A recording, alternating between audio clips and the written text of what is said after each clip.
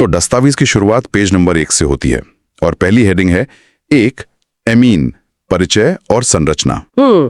यहाँ परिभाषा में लिखा है अमोनिया के एक या अधिक विटामिन, एल्केलॉइड और हार्मोन में पाए जाते हैं।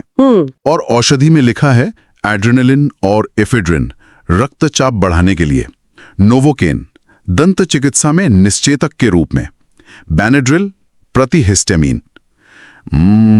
ये तो हमारी रोजमर्रा की दवाइयों का पूरा खजाना लग रहा है। जी हाँ, एमीन केवल किसी प्रयोगशाला की अलमारी में बंद रहने वाले रसायन नहीं है, वे हमारे शरीर और चिकित्सा विज्ञान का एक बहुत ही अहम हिस्सा है। NH3 बिल्कुल, जब हम रासायनिक रूप से उन हाइड्रोजन परमाणुओं को हटाकर उनकी जगह कार्बन की चेन लगा देते हैं, जिसे एल्किल या एरिल समूह कहा जाता है, तो वे नया यौगिक एमीन कहलाता है। यहाँ चित्र में दिखाया गया है कि कैसे बाईं ओर एक नीले रंग का नाइट्रोजन परमाणु 3 सफेद हाइड्रोजन परमाणुओं से जुड़ा है, जो कि अमोनिया है। साफ दिख रहा है। फिर एक तीर के बाद दाईं ओर ये स्पष्ट रूप से दर्शाया गया है कि एक सफेद हाइड्रोजन वहां से हट जाता है और उसकी जगह एक काले रंग का कार्बन परमाणु आकर जुड़ जाता है। अरे वाह! ये एक बहुत ही बुनियादी बदलाव है, लेकिन इसी छोटे से बदलाव के कारण प्रकृति को एक ऐसा टूल मिल जाता है जिससे डेंटिस्ट के पास दांत सुन करने वाली दवा बनती है, या मतलब एलर्जी होने पर राहत देने वाली दवाइयां तैयार होती हैं। ये देखना वाकई दिलचस्प है कि सिर्फ एक परमाणु के बदलने से उस रसायन का पूरा काम बदल जाता है।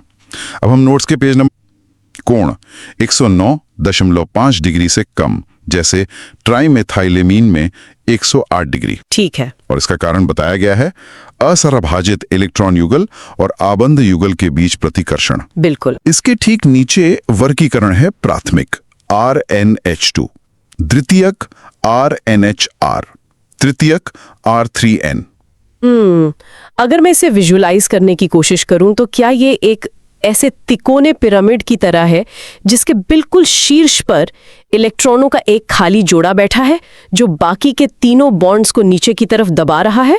आपकी ये कल्पना बिल्कुल सटीक है। नाइट्रोजन के पास बाहरी कक्षा में 5 इलेक्ट्रॉन होते हैं। अच्छा। 3 इलेक्ट्रॉन तो कार्बन या हाइड्रोजन के साथ बॉन्ड बना लेते हैं, लेकिन 2 इलेक्ट्रॉन ऐसे बच जाते हैं जो किसी के साथ नहीं जुड़ते। इस बचे हुए जोड़े को ही लोन पेयर कहा जाता है। असहभाजित इलेक्ट्रॉन। बिल्कुल। अब विज्ञान का एक सीधा सा नियम है, ये इलेक्ट्रॉन एक दूसरे को प्रतिकर्षित करते हैं, यानी एक दूसरे से दूर भागते हैं। तो वो जगह ज्यादा इसी भारी दबाव के कारण जो कोण आदर्श रूप से 109.5 डिग्री होना चाहिए था, वो सिकुड़कर 108 डिग्री रह जाता है। समझ। NH2 सामान्य नाम मेथिलेमीन, IUPAC मेथेनेमीन। CH3 CH2NH2 सामान्य एथिलेमीन, IUPAC एथिलीन। के 2 नाम होते हैं, एक वो जो आम बोलचाल में इस्तेमाल होता है जैसे मेथिलेमीन, लेकिन जब दुनिया भर के वैज्ञानिक एक ही रसायन में RNH2 बनता है। ठीक है। यहाँ एक बहुत ही विशेष नोट दिया गया है। नोट: Fe और HCl को वरीयता दी जाती है क्योंकि FeCl2 जल अपघटन से HCl देता है, अतः केवल थोड़ी मात्रा में अम्ल की आवश्यकता होती है। ये बहुत जरूरी पॉइंट है। दूसरा तरीका, नाइट्राइलों का अपचयन RC ट्रिपल बॉन्ड N से H2 और Ni या LiAlH4 डालकर RCH2NH2 बनता है। उपयोग एमीन श्रेणी के आरोहण के लिए। तीसरा तरीका, अमाइडों का अपचयन RCONH2 से LiAlH4 और H2O डालकर RCH2NH2 बनता है। ये जो Fe और HCl वाला नोट है, ये कुछ खास इशारा कर रहा है। ऐसा लग रहा है जैसे इसके पीछे कोई बड़ा औद्योगिक कारण है। आपने बिल्कुल सही पकड़ा। ये नोट परीक्षा के नजरिए से और औद्योगिक उत्पादन दोनों के लिए एक बहुत बड़ा आहा मोमेंट है। वो कैसे? जब कारखानों में टनों के हिसाब से एमीन बनाया जाता है तो लागत बहुत मायने रखती है। जब लोहे यानी Fe और हाइड्रोक्लोरिक अम्ल यानी HCl की अभिक्रिया होती है तो बीच में एक यौगिक बनता है आयरन 2 क्लोराइड FeCl2। हाँ, इसकी सबसे बड़ी खूबी यह है कि ये पानी के साथ अभिक्रिया करके वापस HCl अम्ल बना देता है। अरे वाह! तो मतलब अम्ल वापस मिल जाता है? बिल्कुल। इसका मतलब है कि कारखाने वाले को सिर्फ शुरुआत में थोड़ा सा अम्ल डालना पड़ता है। हाँ। उसके बाद ये रासायनिक प्रक्रिया खुद ही अपना अम्ल बनाती रहती है। ये एक तरह की केमिकल रिसाइकलिंग है जिससे बहुत सारा पैसा बचता है। ये तो कमाल की बात है। और वो श्रेणी आरोहण वाला पॉइंट, हाँ, जो दूसरा बिंदु है श्रेणी आरोहण, इसका सीधा सा मतलब है कार्बन की चेन को लंबा करना। अगर आपके पास 2 कार्बन वाला यौगिक है और आपको 3 कार्बन वाला एमीन चाहिए, तो नाइट्राइल का अपचयन करना सबसे बेहतरीन सीढ़ी है। रसायनों की खुद की रिसाइकलिंग और सीढ़ी चढ़ना, ये वाकई कमाल का तर्क है। चलिए पेज 5 पर आगे बढ़ते हैं। हेडिंग है 5, विरचन, महत्वपूर्ण नाम अभिक्रियाएं। ये बहुत अहम है। इसमें 3 बड़े बड़े बॉक्स दिए गए हैं। पहला गैब्रियल थालिमाइड संश्लेषण। समीकरण है थालिमाइड प्लस KOH से RX, फिर NaOH डालने पर 1 डिग्री अमीन बनता है। ठीक है। नीचे नोट है, केवल प्राथमिक एलिफैटिक एमीन बनाने के लिए एरोमेटिक एमीन यानी एनिलीन नहीं बनाई जा सकती। दूसरा हॉफमान ब्रोमोमाइड निम्नीकरण, RCONH2 plus Br2 plus 4 NaOH से RNH2 plus Na2CO3 plus 2 NaBr plus 2 H2O बनता है। बिल्कुल। नोट, प्राप्त एमीन में कार्बन परमाणु की संख्या 1 कम होती है। और तीसरा एल्किल हैलाइडों का अमोनिया अपघटन, RX प्लस NH3 से RNH2, फिर 2 डिग्री अमीन, फिर 3 डिग्री अमीन, फिर चतुष्क लवण बनता है। हाँ। कमी लिखी है, इससे 1, 2 और 3 डिग्री अमीन का मिश्रण प्राप्त होता है। ये समीकरण देखने में बहुत जटिल लग रहे हैं। क्या इनके पीछे कोई आसान कहानी है? बिल्कुल। इन्हें रटने के बजाय अगर हम इनके काम करने के तरीके, मतलब मैकेनिज्म को समझें, तो ये बहुत आसान हो जाते हैं। अच्छा। गैब्रियल संश्लेषण को ही ले। यहाँ चित्र में दिखाया गया है कि कैसे एक जटिल सी 2 रिंग वाली संरचना, जिसे थैलिमाइड कहते हैं, वो एक मशीन के सांचे की तरह काम करती है। सांचे की तरह? हाँ। पहले वो पोटेशियम के साथ जुड़ती है, फिर उसमें एल्किल हैलाइड यानी RX डाला जाता है। वो सांचा उस R ग्रुप को पकड़ लेता है और अंत में टूटकर एक एकदम शुद्ध प्राथमिक एमीन बाहर निकाल देता है। और एनिलीन क्यों नहीं बनता इसमें? क्योंकि एनिलीन बनाने के लिए जो कच्चा माल चाहिए यानी एरिल हैलाइड, उसका कार्बन हैलोजन बॉन्ड इतना मजबूत होता है कि वो इस सांचे में फिट होकर टूटता ही नहीं है। ओह, समझ गया। दूसरी अभिक्रिया हॉफमान ब्रोमेमाइड रसायन विज्ञान की एक चोरी की तरह है। चोरी? हाँ, इसमें जो ब्रोमीन और क्षार हैं, वो मिलकर एमाइड के बीच में बैठे कार्बन मोनोक्साइड वाले हिस्से को चुराकर बाहर निकाल देते हैं। अच्छा, तो इसीलिए कार्बन कम हो जाता है? एकदम सही। नतीजा ये होता है कि चेन एक कार्बन छोटी हो जाती है, इसीलिए इसे निम्नीकरण या डिग्रेडेशन कहते हैं। और तीसरी अभिक्रिया अमोनिया अपघटन, तो एक ऐसी चेन रिएक्शन है जो एकदम बेकाबू हो जाती है। वो कैसे? अमोनिया एक हैलाइड पर हमला करता है और 1 डिग्री एमीन बनाता है, लेकिन वो 1 डिग्री एमीन अमोनिया से भी ज्यादा प्रतिक्रियाशील होता है, तो वो दूसरे हैलाइड पर हमला कर देता है। ये तब तक चलता है जब तक नाइट्रोजन के सारे हाइड्रोजन खत्म न हो जाएं। तो मतलब वो रुकता ही नहीं है? बिल्कुल नहीं। अंत में आपको एक ऐसा मिश्रण मिलता है जिसे अलग करना बहुत सिरदर्द का काम होता है। ये तो सच में बेकाबू रिएक्शन है। अब दस्तावेज के पेज 6 पर चलते हैं। हेडिंग है 6, भौतिक गुणधर्म। यहाँ अवस्था के बारे में लिखा है, निम्न एमीन गैस होते हैं और मद से गंध देते हैं, उच्चतर द्रव या ठोस होते हैं। ठीक है। विलेयता के लिए लिखा है, जल में विलय एच बॉन्डिंग के कारण मोलार द्रव्यमान बढ़ने पर विलेयता घटती है। बिल्कुल। और एक कॉन्सेप्ट है अंतरा आणविक हाइड्रोजन आबंधन। इसका ट्रेंड दिया है, 1 डिग्री, फिर 2 डिग्री, फिर 3 डिग्री। यहाँ एक बारग्राफ मॉलिक्यूल्स के चित्र भी बने हुए हैं। ये हिस्सा हमें इस यौगिक के असल दुनिया के अनुभव से जोड़ता है। जो बहुत छोटे अमीन होते हैं, वो गैसीय अवस्था में होते हैं और उनकी महक बिल्कुल सड़ी हुई मछली जैसी होती है। बाप रे, वो तो बहुत बुरी महक होगी। हाँ, बिल्कुल।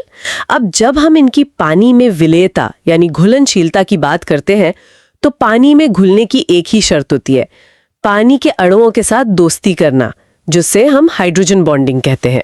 अच्छा।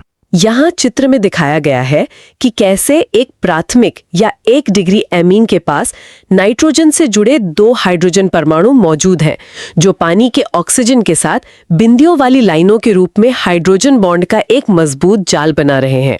हाँ, वो डॉटेड लाइंस दिख रही हैं। वहीं पास में बने बार ग्राफ में स्पष्ट रूप से देखा जा सकता है कि 1 डिग्री एमीन का बार सबसे ऊंचा है, क्योंकि वो सबसे ज्यादा बॉन्ड बनाता है। 2 डिग्री एमीन के पास सिर्फ एक हाइड्रोजन होता है, इसलिए उसका बार थोड़ा छोटा है। और 3 डिग्री का तो बार सबसे नीचे है। बिल्कुल, क्योंकि 3 डिग्री एमीन के पास तो नाइट्रोजन से जुड़ा एक भी हाइड्रोजन नहीं होता। वो पानी के साथ बॉन्ड बना ही नहीं पाता, इसलिए उसका बार ग्राफ में सबसे नीचे है। अब हम नोट्स के उस पेज नंबर 7 पर पहुंच रहे हैं, जहां सबसे बड़ी पहेली छुपी है।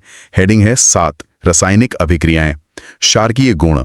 हाँ, ये बहुत कंफ्यूजिंग लगता है शुरुआत में। यहाँ लिखा है एमीन में N पर असभाजित इलेक्ट्रॉन युगल होने के कारण ये लुईस क्षारक हैं। ठीक है। गैसीय अवस्था में क्षारकीयता का क्रम है 3 डिग्री, फिर 2 डिग्री, फिर 1 डिग्री, फिर NH3। और ब्रैकेट में लिखा है केवल प्रेरणिक प्रभाव यानी +I। लेकिन जलीय अवस्था में यह क्रम बदल जाता है। लिखा है +I प्रभाव, विलायक योजन और त्रिविम बाधा का संयुक्त प्रभाव। बिल्कुल।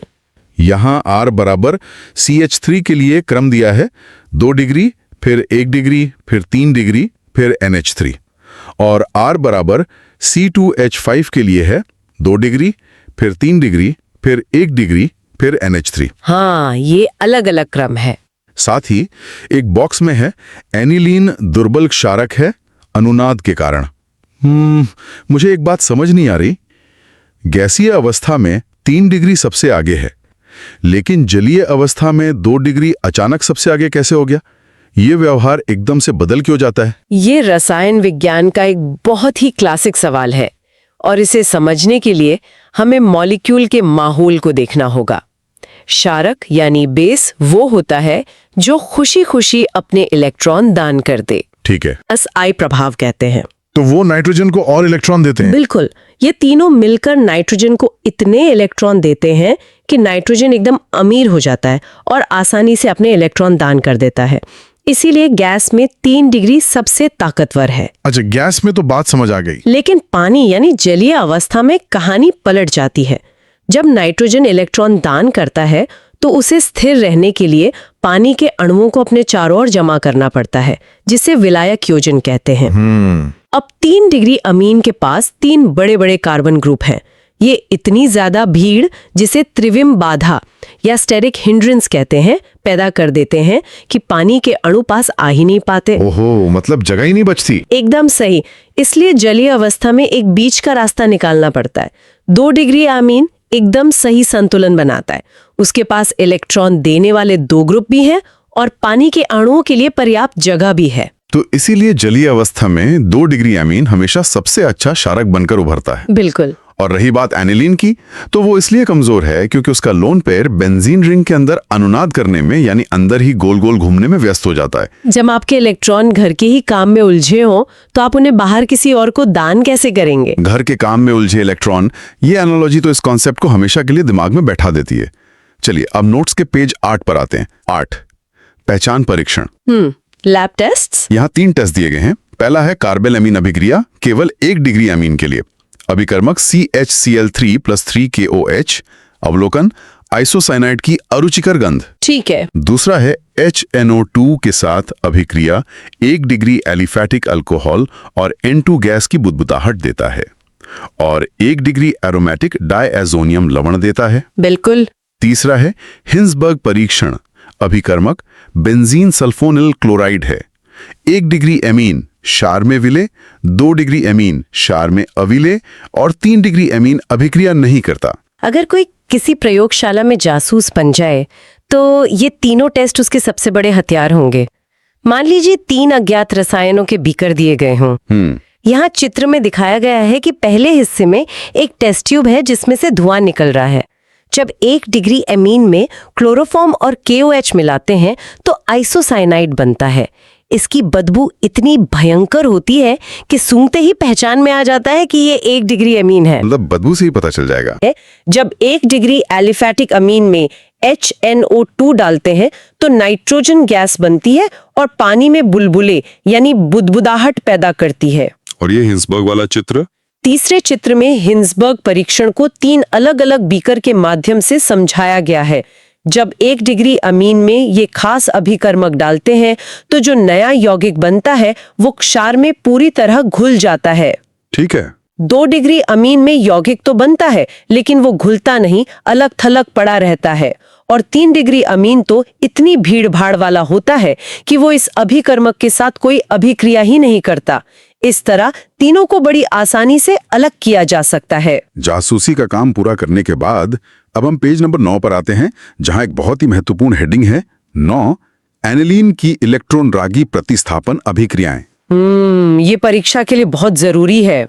इसके नीचे लिखा है NH2 समूह ऑर्थो पैरा निर्देशक और अत्यधिक सक्रियणकारी है। ठीक है। पहला है ब्रोमिनीकरण। एनिलीन +3 Br2 से 2,4,6 ट्राइब्रोमो एनिलीन का सफेद अवशेप बनता है।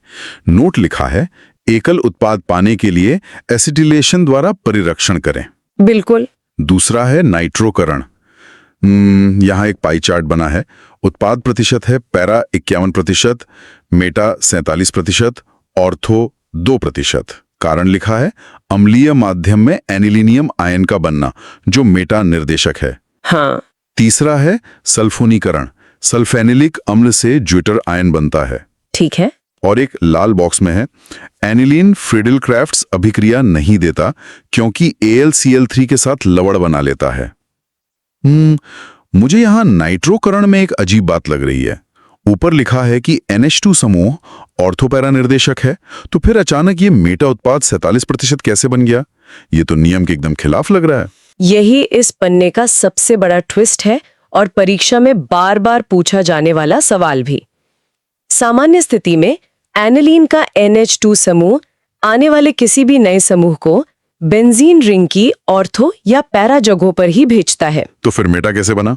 क्योंकि नाइट्रोकरण करने के लिए बहुत ही प्रबल अम्लों जैसे नाइट्रिक और सल्फ्यूरिक अम्ल के मिश्रण की आवश्यकता होती है।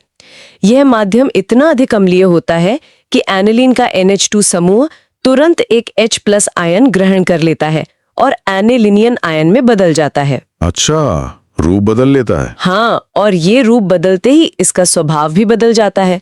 यहाँ चित्र में दिखाया गया है एक पाई चार्ट, जिसमें नीले रंग से पैरा उत्पाद को 51% और सफेद या ग्रे रंग से मेटा उत्पाद को 47% दर्शाया गया है। दिख रहा है। ये 47% मेटा उत्पाद इसलिए बना क्योंकि वो जो नया एनिलीनियम आयन बना था वो ऑर्थो पैरा निर्देशक नहीं बल्कि एक मेटा निर्देशक होता है। ओह, अब समझ आया। और वो फ्रीडल-क्राफ्ट्स वाला लाल बॉक्स? क्योंकि उसमें इस्तेमाल होने वाला उत्प्रेरक AlCl3 एक लुईस अम्ल है और एनिलीन एक क्षारक है। वे दोनों आपस में ही जुड़कर लवण बना लेते हैं, जिससे पूरी बेंजीन रिंग निष्क्रिय हो जाती है और आगे कोई अभिक्रिया नहीं हो पाती। मतलब प्रबल अम्ल के कारण पूरा स्वभाव ही बदल जाता है और अम्ल क्षार आपस में ही लड़कर निष्क्रिय हो जाते हैं। अब हम पेज नंबर 10 पर आते हैं, जो बहुत ही रहस्यमयी लगता है। 10, डायाजोनियम लवण। परिचय। डायोजोनियम लवण। बीच में बेंजीन रिंग का चित्र है और सूत्र है ArN2+Cl-। ठीक है। विरचन का समीकरण लिखा है C6H5NH2 + NaNO2 + 2HCl से C6H5N2+Cl- बनता है। बिल्कुल। तापमान लिखा है 273 से 278 केल्विन, यानी 0 से 5 डिग्री सेल्सियस अनिवार्य। स्थायित्व एरोमेटिक लवण कम ताप पर स्थायी होते हैं अनुनाद के कारण। एलिफैटिक अस्थायी होते हैं। भौतिक गुण रंगहीन, क्रिस्टलीय ठोस, जल में विलय। डायजोनियम लवण को आप कार्बनिक रसायन विज्ञान की एक जादुई छड़ी मान सकते हैं। जादुई छड़ी? हाँ, यहाँ चित्र में दिखाया गया है कि एक बेंजीन रिंग से नाइट्रोजन के 2 परमाणु एक साथ जुड़े हुए हैं, जिन पर प्लस यानी धनात्मक चार्ज है और उनके साथ एक क्लोरीन आयन है। ये जो N2+ समूह है, ये बहुत ही ज्यादा प्रतिक्रियाशील होता है। अच्छा, तो इसीलिए तापमान इतना कम रखा जाता है। एकदम सही पकड़ा। आपने ध्यान दिया होगा कि इसे बनाने के लिए तापमान 0 से 5 डिग्री सेल्सियस रखा जाता है, यानी एकदम बर्फ जैसा ठंडा। ऐसा इसलिए है क्योंकि नाइट्रोजन गैस दुनिया के सबसे अच्छे लीविंग ग्रुप्स में से एक है। लीविंग ग्रुप मतलब जो जल्दी से बाहर निकल जाए? हाँ, वो मॉलिक्यूल से बाहर निकलने के लिए एकदम बेताब रहती है। अगर तापमान कमरे के तापमान के बराबर भी हुआ तो ये यौगिक तुरंत टूट जाएगा और नाइट्रोजन गैस उड़ जाएगी। बेंजीन रिंग के अनुनाद के कारण ये एरोमेटिक लवण केवल ठंडे तापमान पर ही कुछ हद तक टिक पाता है। ये तो बहुत ही नाजुक रसायन है। अब पेज नंबर 11 पर आते हैं, जहां इसी जादुई छड़ी का कमाल दिखाया गया है। हेडिंग है 11, डायजोनियम लवण रासायनिक अभिक्रियाएं भाग 1।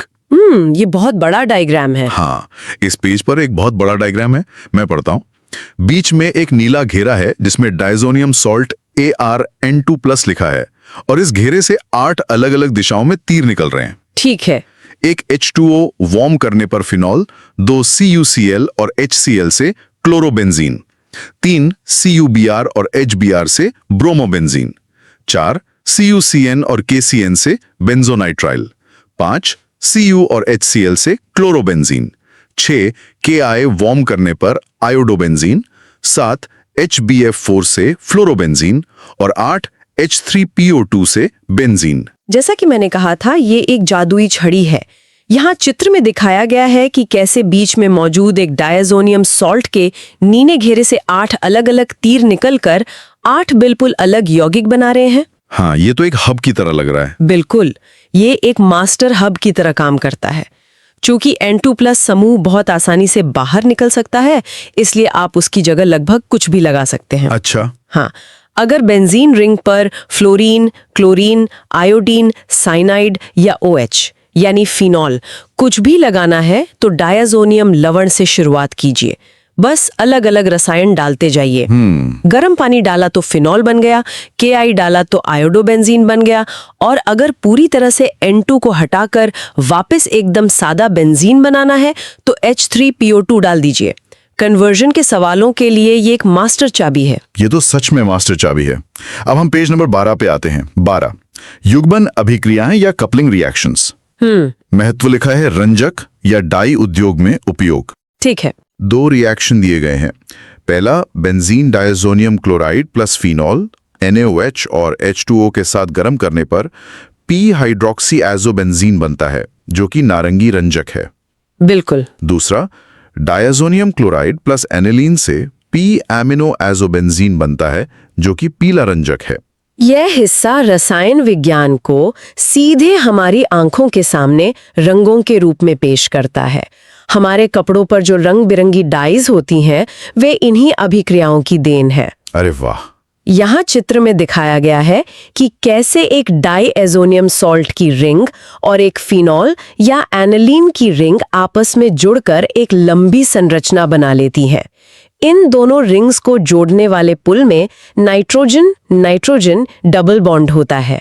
इसे ही एजो समूह कहते हैं। एकदम सही, इसी बॉन्ड को एजो समूह कहते हैं।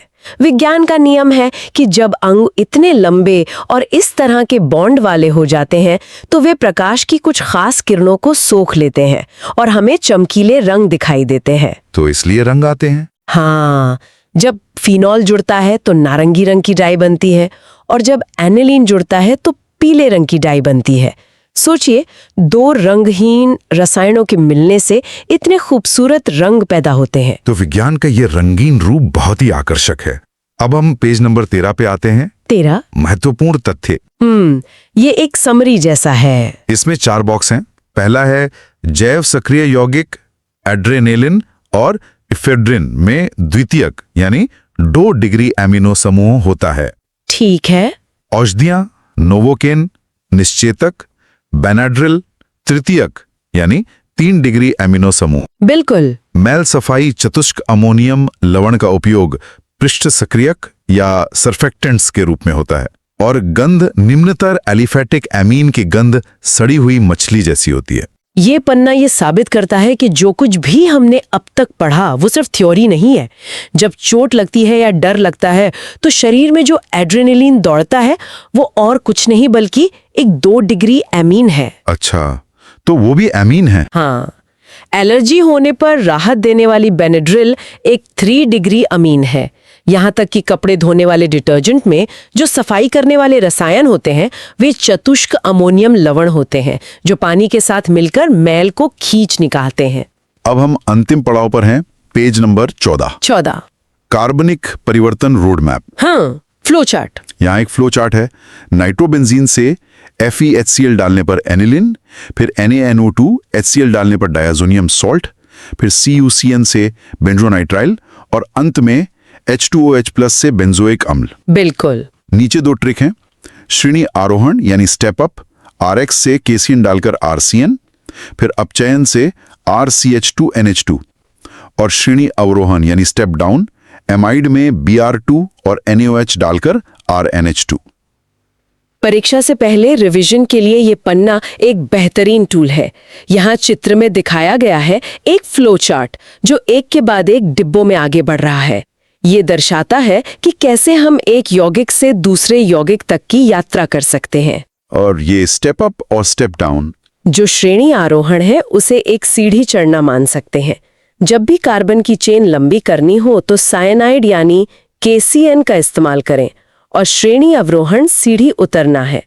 कार्बन कम करना हो तो हॉफमैन ब्रोमेमाइड अभिक्रिया का प्रयोग करें जो बीच में से कार्बन को उड़ा ले जाती है। बहुत ही शानदार ट्रिक्स हैं ये। और अब इस 15 पन्नों के नोट्स का आखिरी पन्ना, पेज नंबर 1515, परीक्षा के लिए कारण बताएं। सारे जरूरी सवाल यही हैं। यहाँ 4 प्रश्न और उत्तर दिए गए हैं। मैं एक एक करके पढ़ता हूँ। प्रश्न 1, एनिलीन फ्रीडल क्रॉफ्ट्स अभिक्रिया क्यों नहीं दर्शाती? उत्तर, AlCl3 के साथ लवण बनने के कारण N पर धनावेश आ जाता है जो वलय को निष्क्रिय कर देता है। हमने इस पर बात की थी, कैसे लुईस अम्ल और क्षारक आपस में जुड़ जाते हैं। प्रश्न 2, एनिलीन के नाइट्रोकरण से मेटा उत्पाद क्यों बनता है? उत्तर, प्रबल अम्लीय माध्यम में एनिलीनियम आयन बनता है जो मेटा निर्देशक है। हाँ, वो जो पाई चार्ट में 47% मेटा बन रहा था। प्रश्न 3, एनिलीन का pKb मेथिल अमीन से अधिक क्यों है? उत्तर, अनुनाद के कारण N का इलेक्ट्रॉन युगल बेंजीन वलय पर विस्थानीकृत हो जाता है जिससे यह कम उपलब्ध होता है। वही बात, घर के काम में उलझे इलेक्ट्रॉन। बिल्कुल। और प्रश्न 4, एल्किल हैलाइड के अमोनिया अपघटन का मुख्य दोष क्या है? उत्तर, इसमें 1, 2 और 3 डिग्री अमीन का मिश्रण प्राप्त होता है जिसे अलग करना कठिन है। ये चारों प्रश्न इस पूरे दस्तावेज का एकदम निचोड़ है।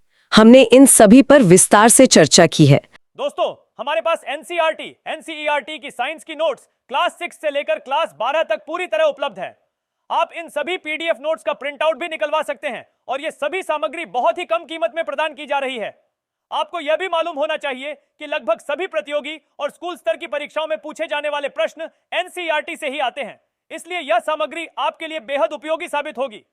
अगर आप ये NCERT साइंस PDF लेना चाहते हैं तो अभी हमें WhatsApp पर मैसेज करें। WhatsApp नंबर 7739541921 आपकी तैयारी को मजबूत बनाने के लिए हम हमेशा आपके साथ हैं।